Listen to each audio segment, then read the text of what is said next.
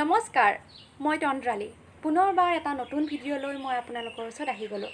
আজি মই আপোনালোকক দেখুৱাম কেঁচা আমৰ মিঠা আচাৰ।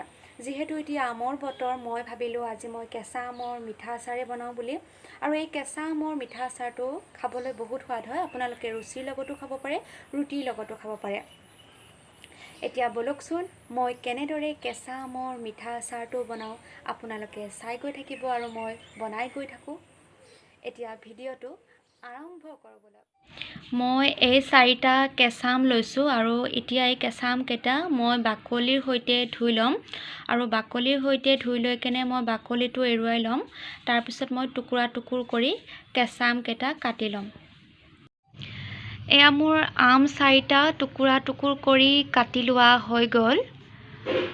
এয়া দেখিছে নহয়, মই আম 4টা টুকুৰা টুকুৰ কৰি কাটি লৈছোঁ। এনেকৈ আপোনালোকেও এনেকৈ কাটি ল'ব। এয়া মই মিঠা আচাৰটোৰ কাৰণে মছলাবোৰ লৈ লৈছোঁ। এয়া শুকান জলকীয়া 2টা লৈ লৈছোঁ, তেজপাত লৈ লৈছোঁ মই 2 পাত। এইটো আপোনাৰ গোটা জিৰাটো আছে, হালধি লৈ লৈছোঁ অকণমান, নিমখ লৈ লৈছোঁ, জলকীয়া গুড়ি লৈ লৈছোঁ আৰু এয়া পাঁচফোৰণ হয়।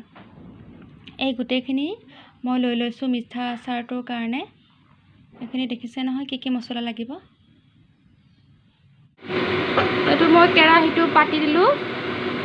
এতিয়া কেৰাহীটো অকণমান গৰম হোৱাৰ পিছত মই তেলটো দি দিম। এয়া মই তেল দি দিছোঁ। এতিয়া তেল দি দিছোঁ। আপুনি আধা কাপো তেল দিব পাৰে।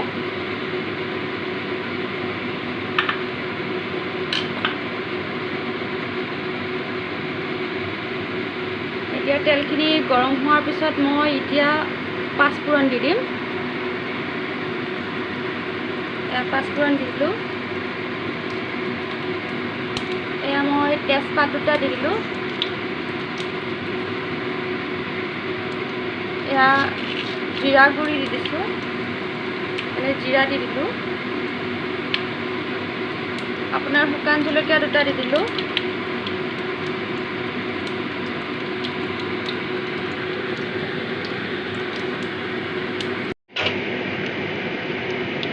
এতিয়া মই আমখিনি দি দিলোঁ।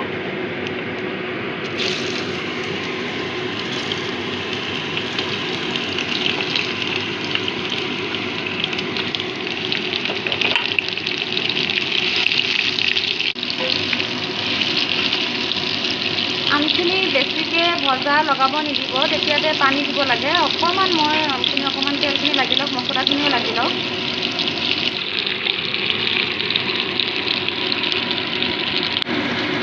এতিয়া মই 1 গিলাচ পানী দি দিলোঁ।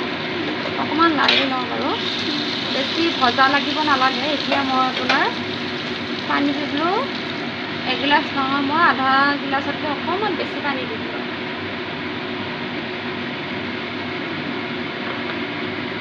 এইখিনি এতিয়া আপোনাৰ 3-4 মিনিটমান উতলিব লাগিব। তাৰপিছতহে গুড়টো দিব পৰা যাব। মই এতিয়া ইয়াতে নিমখখিনি মিহলাই দিম।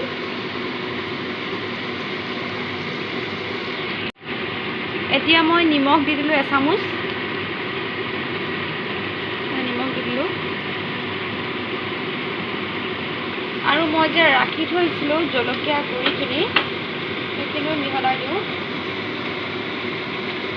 আৰু মই জলকীয়া গুড়িও দি দিলোঁ।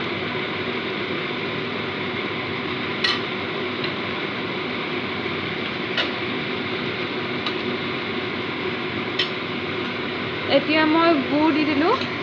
গুড় দি দিম মই।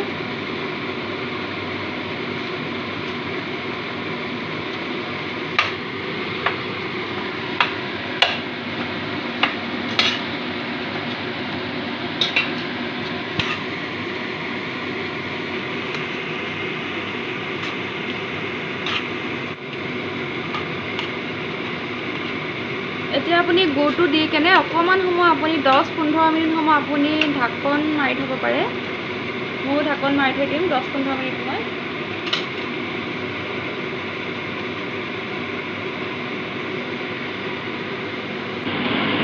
এতিয়া মই ঢাকনখন মাৰি থৈ দিলোঁ অলপ সময়ৰ কাৰণে।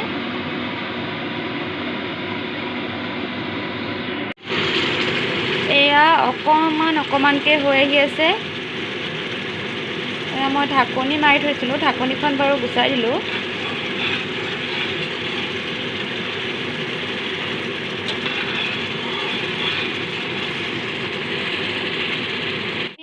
মোৰ আমৰ মিঠা আচাৰটো হৈ গ'ল। এয়া চাই লওক, দেখিবলৈ ইমান ধুনীয়া হৈছে, খাবলৈও বহুত সোৱাদ হৈছে।